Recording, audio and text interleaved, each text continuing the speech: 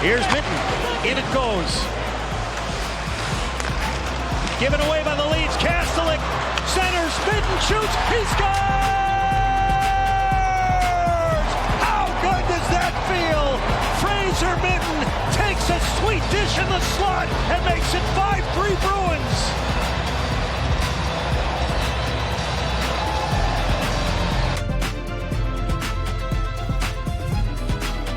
Welcome to Bruins Overtime Live, presented by BuyAToyota.com. For offers not seen on TV, visit BuyAToyota.com. With Billy and Barry, I'm Sophia. The Bruins win their sixth straight over one of their rivals, an original six matchup, a total team effort. I'm going to find the video for you guys because I was looked at like I had two heads when I said in preseason they're going to be fun to watch. They're going to win close games. They're not going to win them all, but it's going to be exciting. And I think we're looking at a very exciting Bruins team. The last time she said this to us was right after the 3-0 start. You remember that? You remember? No, but I also said it in preseason. Okay, and I think I held it. I held it. I'm going to let Uncle Barry go on this one.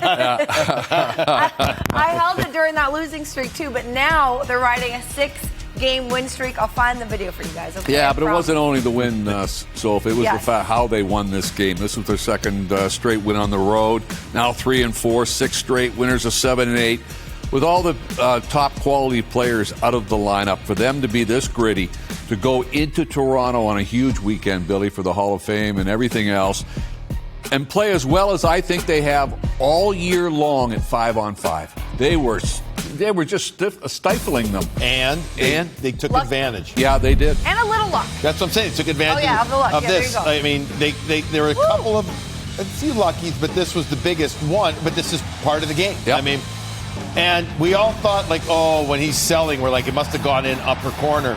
And then, nope, not one, but 2 posts it hits. And then doesn't hit him on the backside. How? Yes. How indeed. It just didn't have the spin. I mean, how quickly did he get it up? Crossbar, post, and then it goes across the line.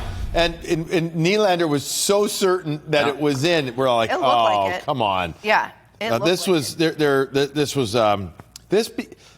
obviously a fun game for us because they win, Soph, but this was a highly entertaining game. It built up and everything to it, and it had something for everybody in this game. You had some great saves. You had a fight. You had a couple of hits. You had in-season intensity. Yep. You don't always have it like this, but we had it in spades in this game. Remember when they were when they're on that 6-game losing streak and they didn't have time to practice. Mm-hmm. So what they have to do, they had to watch a lot of video. Well, you know what? You break this game down video and you show the 5-on-5 play, the structure, the layers above the puck, nice reverses on your own end, coming out the other side, playing with a lot of poise. Early in that third period, they dominated. Yeah. You know, they didn't sit back. They took it to them. It was an entertaining game because I thought it was so fundamentally well played by the Bruins from the defensive side. Absolutely. And Jeremy Swayman in net. He made 30 saves on 33 shots. So in his last 3 starts, 3-0, 7 goals allowed, a .926. Yeah, and he had 15 in the third period. Yeah, that was key. It was just, you knew that Toronto was going to have a push, Billy. They're just a situation where they're just a good hockey club and they're really offensive. They got some gifted players. And yes, the Bruins played well defensively. But you know they're going to come at you in the third. And we had said in the pregame, this is one of those games where you're going to need your goalie to really help you out when they have so many guys out of their lineup.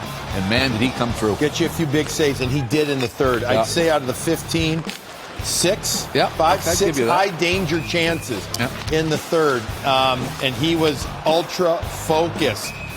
Every player on this team, and I know we're showing Swayman back here, but every player in this team was a catalyst for them. He was in the third period, okay? Not that he wasn't good in the first and second, but didn't have to be as much. But in the third, when it mattered most, he was as stout as could be. The Bruins were. They got unbelievable efforts in so many ways. And just to be able to skate out of there, I'd be really curious. I'm not into I'm not a gambler or anything, but I wonder if their line changed or not when it was announced, no McAvoy, no Casey Middlestat, what kind of things changed here.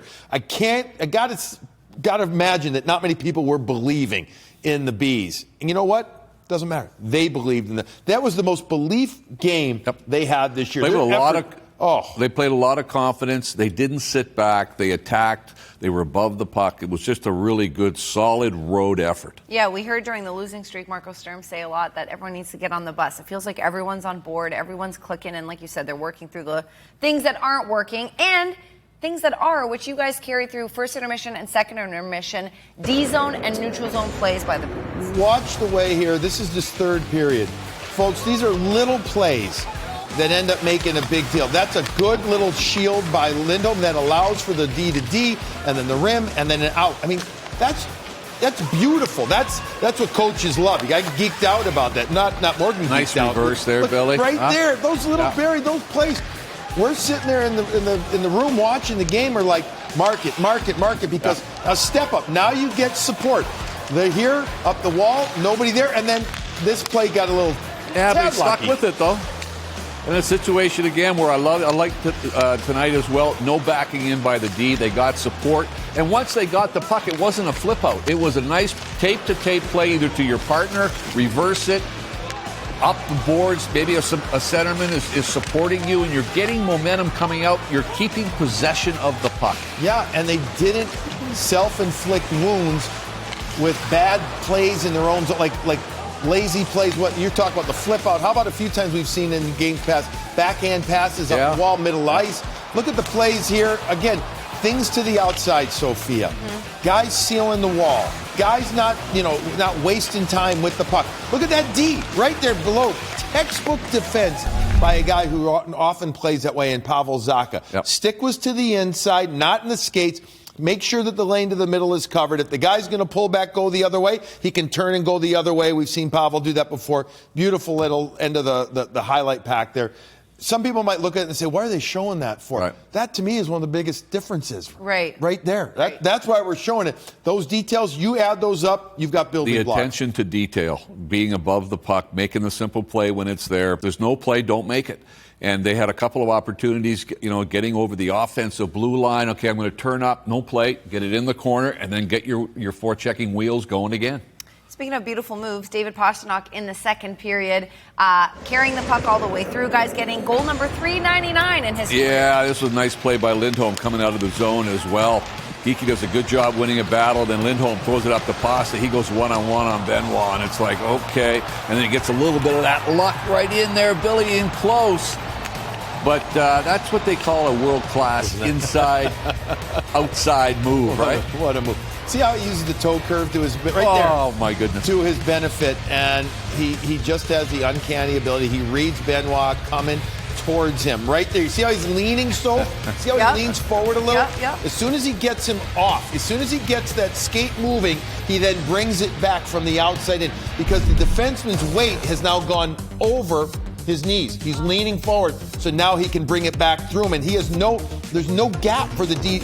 Benoit can't close the skates there fast enough, and so Pastrnak takes it outside in, as Barry said, and I agree with you. A little luck. It was almost like Stolarz, who was still in at that time, just couldn't get set. Couldn't track on it that or one. something Exactly. going. Yeah.